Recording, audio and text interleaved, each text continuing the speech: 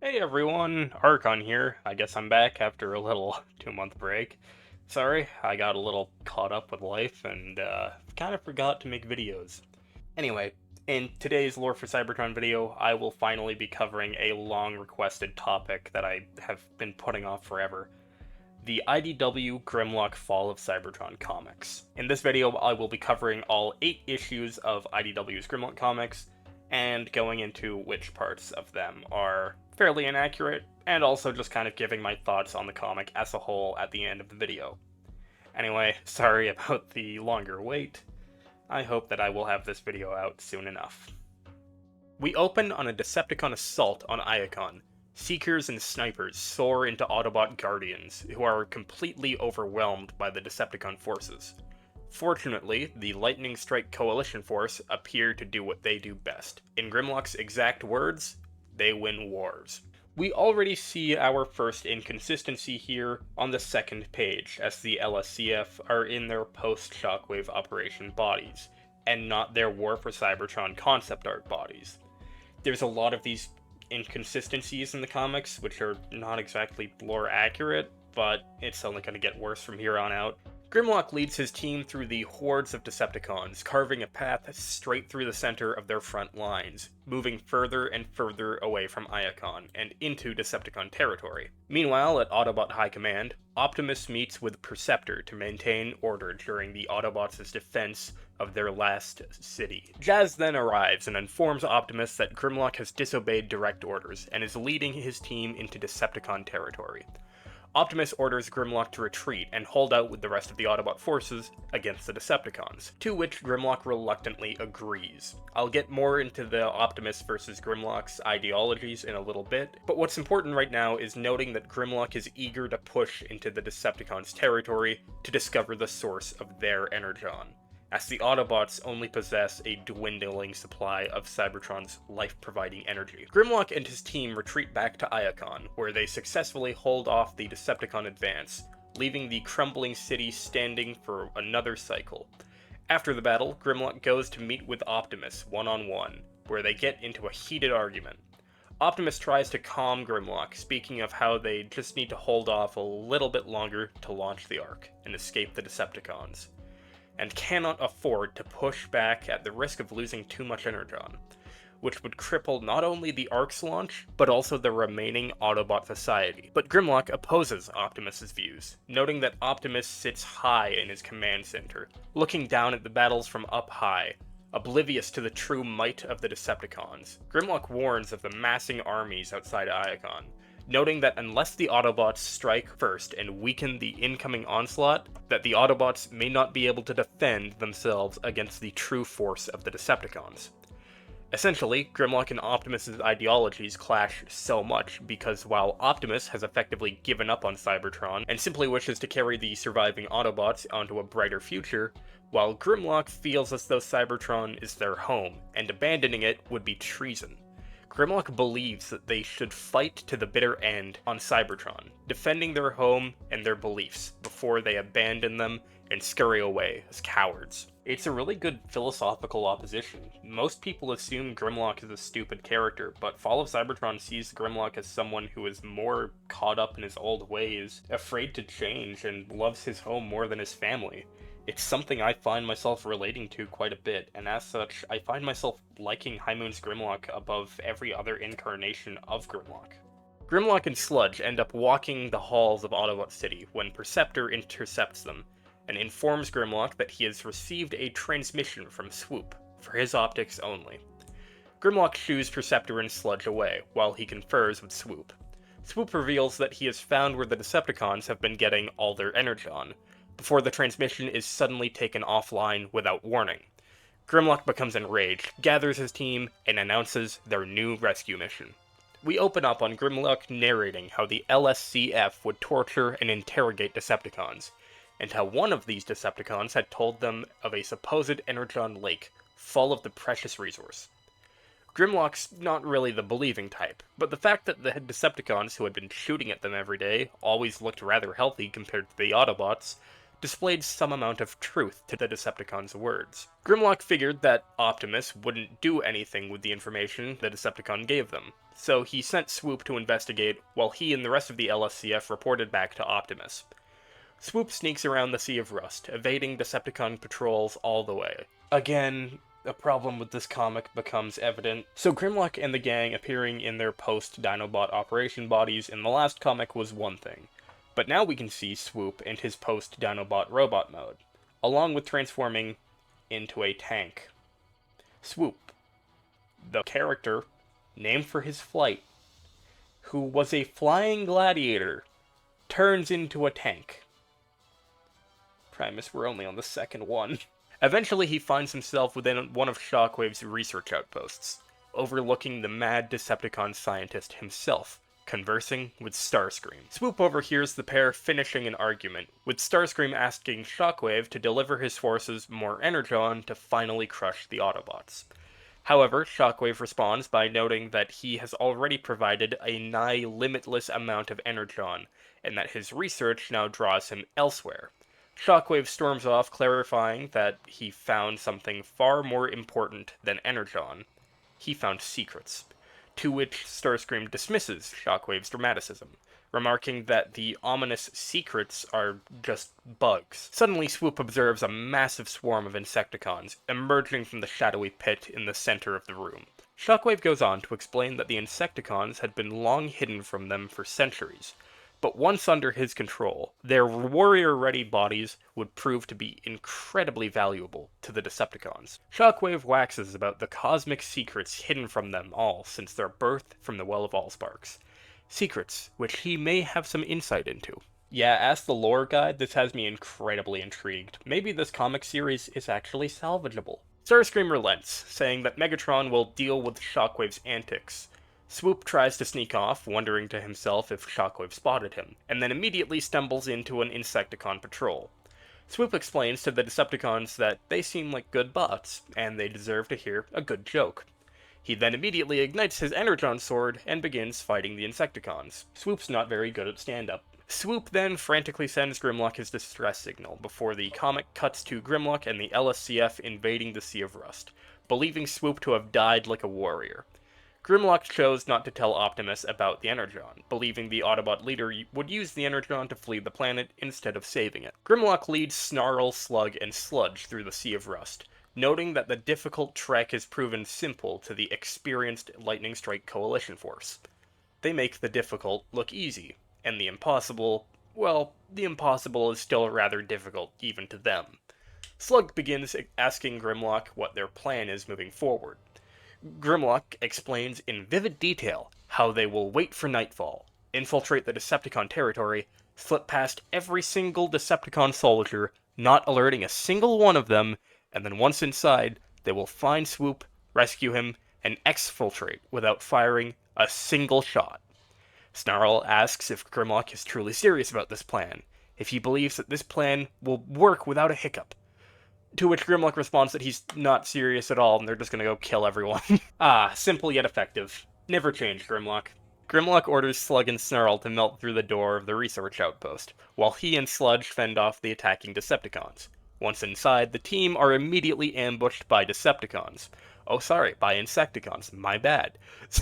Startling them not only as combatants, but as unknown combatants. Sludge asks what they have just encountered, to which Grimlock states that he doesn't know what they are, but he knows how to shoot them. He just like me for real. Hey there, buddy, how's it going? Grimlock orders the team to go full speed ahead, not slow down at the Insecticon onslaught. Sludge transforms and begins ramming into the Insecticons. Grimlock orders everyone to form up on Sludge to provide cover fire while they barrel forward. Suddenly, they burst into the room. Grimlock can see Swoop strung up in the center of the room, within some sort of ring. Grimlock rushes towards his friend and begins helping him out of whatever machine holds him captive. He turns to the others, ordering them to hold the hallway open from the Insecticon hive. Slug asks if they want to go deeper into the facility, or if they just want to do what they usually do, blow it all up and let Perceptor figure out what it was after. Grimlock orders them to retreat, noting that something doesn't feel right. but that the facility was big enough that they would need to notify Optimus. This facility was important, which Shockwave reinforced. Grimlock looks up, seeing the Decepticon scientist standing on a platform high above him. Grimlock shouts at the Decepticon, spouting about how he had wanted a good shot at him for some time now. Shockwave stands, unfazed by Grimlock's threats, and explains how he has been monitoring their comm channels, and how he knows that Grimlock came alone, and without backup. How none of Autobot High Command even know that they're here. How nobody knows that they're there. Shockwave has now captured 5 of the most skilled, most powerful, most brutal Autobot soldiers on all of Cybertron. And they're going to make for some perfect test subjects. Grimlock and his team stand defiantly, stating that they won't go down without a fight. Shockwave heeds their words, but announces that they will go down indeed. The Insecticons begin swarming them. Grimlock and his team put up a valiant fight, but are soon overrun by the sheer numbers of Insecticons, causing the Autobots to be buried beneath a horde of Insecticons. The page begins with Grimlock and friends being swarmed by Insecticons, crawling all over them, holding them all down. Shockwave stands tall above them all, watching his Insecticon forces assaulting the Autobot rescue team. Wait, didn't he say he didn't control them yet? Oh, whatever, it's just another inconsistency to add to this whole comic series. Suddenly, Grimlock shoots upward, taking off the Insecticons and charging towards Shockwave, to which Shockwave stands unfazed, noting the unshakable will of the leader of the LSCF, exactly as he had planned. Grimlock then punches a massive Shockwave. Yeah, from here on, Grimlock and Shockwave are around the same size, and considering how Grimlock is around 3/4 the height of Bruticus when in robot mode, that doesn't make much sense at all. Am I supposed to be keeping count of how many things this comic gets wrong? Grimlock demands Shockwave to call off his Insecticons, to which Shockwave stands up and does whatever this is to Grimlock, karate chopping Grimlock's visor, and leaving him to look like this. As Grimlock is lying on the floor looking like Mangle from FNAF 2, Shockwave explains that he had planned all of this, how he had allowed Swoop to send the distress signal, how he knew Grimlock would come alone, and how he would abandon his post so that Megatron and Starscream could gain a foothold in Autobot City. Hey, would you look at that? Explaining how Megatron got his command center in Autobot City, as it used to be Grimlock's post. That's a neat detail. If only the rest of this comic made any sense. Grimlock gets back up and tries to fight back, but blinded and crippled, he's easy work for the Insecticons. A colossal Shockwave then hoists Grimlock into a similar machine that Swoop was imprisoned within, noting that Grimlock's mind and body would soon be transformed by him into a great weapon for the Decepticons. We pick back up with Grimlock being reawakened without any of the Insecticons crawling on him, his optics slowly fading into and allowing view of the lab that he's being kept in. We very quickly learn that something rather terrible has happened to Grimlock. His body has been separated at the joints, panels of metal protrude awkwardly from him. The most frightening of all, he doesn't remember who he is. His memories are fragmented. He only knows that he needs to help his comrades. Swoop, Slug, Snarl, Sludge. Then a voice. Shockwave approaches him, pleased to see that his subject has awoken. Today, class, we see that somehow Shockwave has grown to be around the same size as Omega Supreme. I guess it's also possible that Grimlock is shrinking, but with all things considered, I don't want to see the reemergence of Tiny Lock. Next, we see a truly incredible yet tragic moment. A moment which I think this comic executes perfectly and displays exactly what makes Fall of Cybertron's take on Grimlock so excellent. Shockwave asks Grimlock if he remembers being defeated by him and his Insecticons. Grimlock's inner monologue responds. Of course he remembers Shockwave, and he'll never forget until he's turned Shockwave into scrap.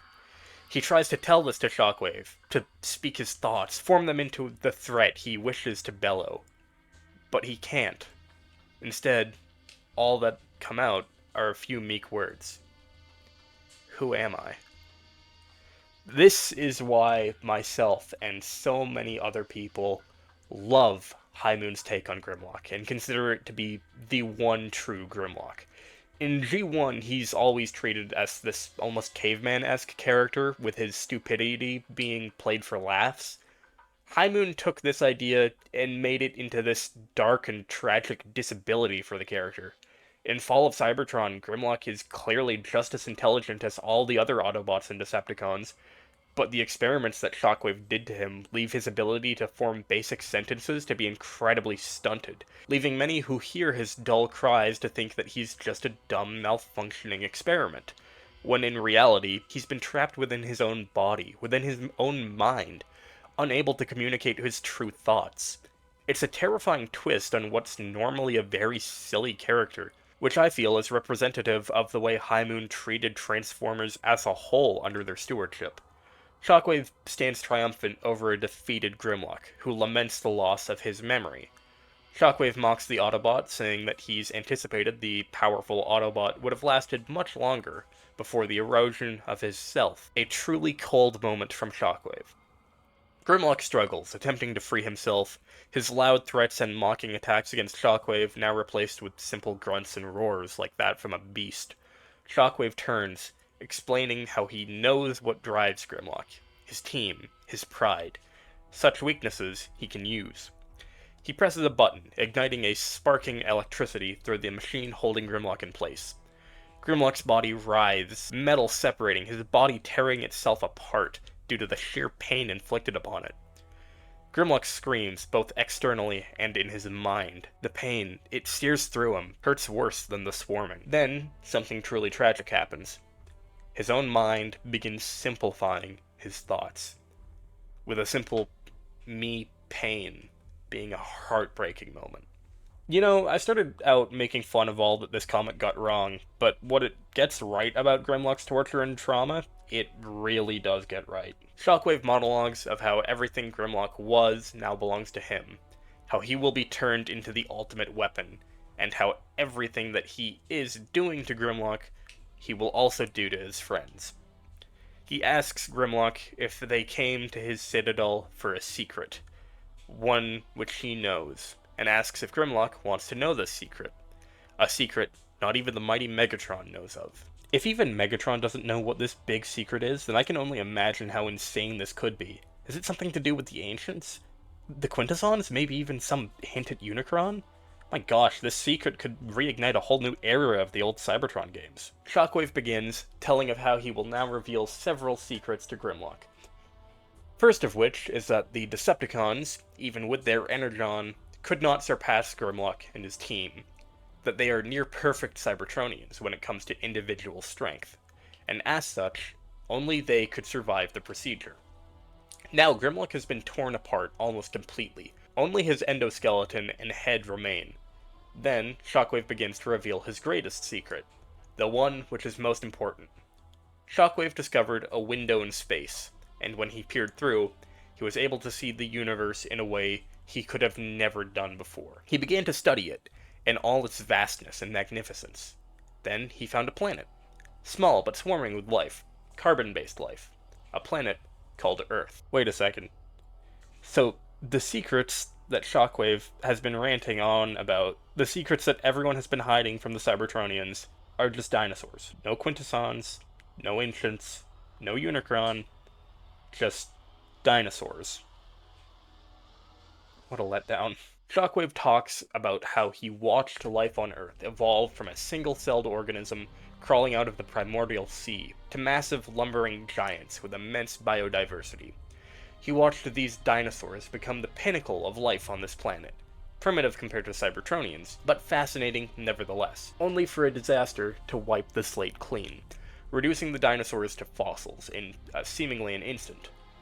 Then, Shockwave reveals his master plan, how this window was more to him than what others may realize. That the Energon lake beneath this citadel is more than just fuel for war. That it is the way for him and his Insecticons to flee the planet, to wander the galaxy as he has studied, conquering and documenting it all. And Grimlock and his team will be his finest specimens. They will be mindless killing machines, controlled by him to crush any resistance he may find. Grimlock whimpers in pain, to which Shockwave menacingly announces that Grimlock will spread that pain throughout the galaxy, not under the banner of the Decepticons or the flag of the Autobots, but under the name of Shockwave. Shockwave will be the only name that Grimlock knows, the only name the galaxy knows, the only name that matters in the universe. Then, Grimlock falls unconscious. Suddenly, he awakens, and speaks a single name through a broken voice. Shockwave. Grimlock awakens with Shockwave standing over him, announcing once again how Grimlock's mind and body belong to him. How Shockwave will be the only name the universe knows. Then suddenly Grimlock bites Shockwave's arm off. But wait, that didn't happen. Not yet. Grimlock's mind was messing around with his memories. Grimlock tries desperately to free himself, to which he is unsuccessful, and Shockwave reminds him that he will not be changing form, not until Shockwave is sure of Grimlock's new alternate mode. Until then, the inhibitor planted within him would prevent him from transforming into the beast within. Grimlock mumbles in his restraints, defiantly stating that he serves no one. Shockwave is disappointed, saying that his strength is admirable, but his mind is irritating. Thus, he would kill Grimlock's mind, so that his body may prosper. He ignites another spark of electricity surging through Grimlock's body, resulting in the Autobot experiencing a flashback. We can see Grimlock fighting in a war-torn battlefield, slashing at Decepticons with Optimus Prime following close behind. Optimus warns that there are too many of them, that they have to retreat, that Grimlock can't fight them all. But Grimlock continues onward, stabbing and cleaving his way through the Decepticons, disregarding Optimus's voice until he can no longer hear it. He keeps fighting and fighting until his surroundings disappear, and he's left fighting in a black void, before even he disappears, and all that's left is Shockwave's voice, commanding him to serve only him. Grimlock wakes up, shouting that he will never serve anyone. Then the comic plays through the events of Fall of Cybertron, with Grimlock remembering certain things, but overall not really adding too much, apart from the last page, where we can finally see his Dinobot mode, with Grimlock claiming that he and the Dinobots will save Autobot City and save Cybertron, with this final page likely representing Grimlock's final thoughts before being buried beneath Shockwave's tower. I started out this video already having made up my mind on these comics, that they were some kind of poorly written, completely inaccurate comics which only tarnished the legacy of Fall of Cybertron. After actually having read them, though, I have to say that they aren't as bad as I once believed. Sure, they got some things wrong, but that's sort of the aligned continuity's thing. The timeline doesn't match up 100% to what's said in the game, but I can excuse it as these comics came out before Fall of Cybertron released, so I can only assume that IDW didn't get the full details to Fall of Cybertron's story. Overall, it actually wasn't really that bad, and I actually rather enjoyed these comics, especially the deeper story involving Grimlock's psychological trauma. Anyway, I hope that next video shouldn't take 2 months to release, but it will definitely take a little while, as I am quite busy with life outside of these silly little YouTube videos, so thank you for being patient with the process, and I can't wait to see you guys next time. Till all are one.